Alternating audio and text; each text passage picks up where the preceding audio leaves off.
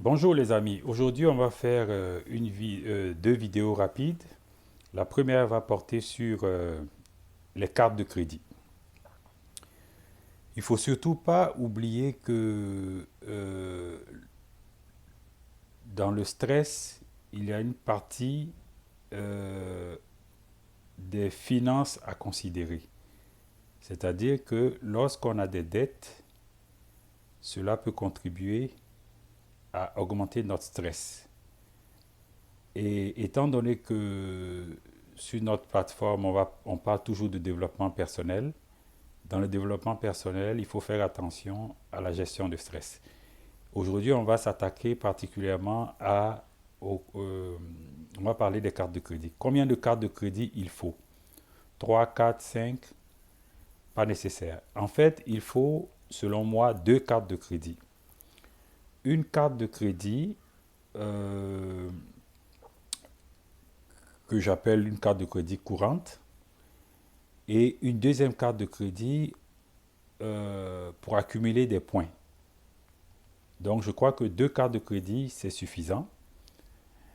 Et donc la première carte de crédit, ça va être celle pour faire des achats réguliers, là, de tout ce qu'on veut. Et la deuxième aussi, on peut faire plutôt les achats récurrents.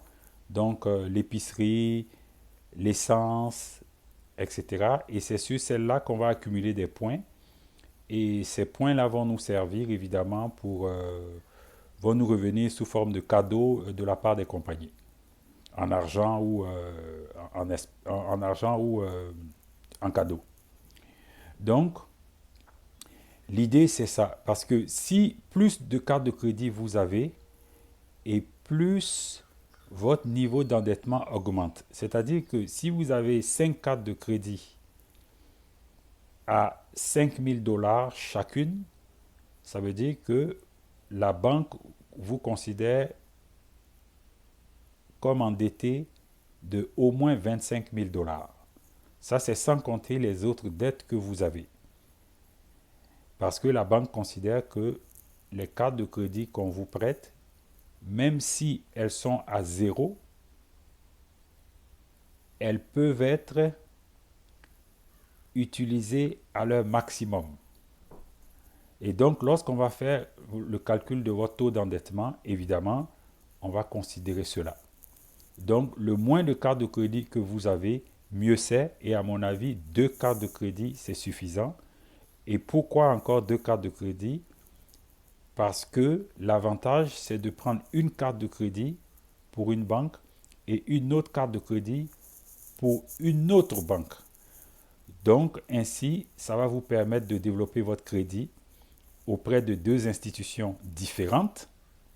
Et le jour que vous voulez faire des prêts bancaires ou vous achetez une maison, vous pourrez aller sur l'institution financière qui vous propose les meilleurs avantages.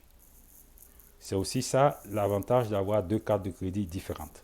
Donc une qui est régulière et une à point, donc pour avoir des récompenses. J'espère que vous avez aimé. Passez une belle journée. Merci.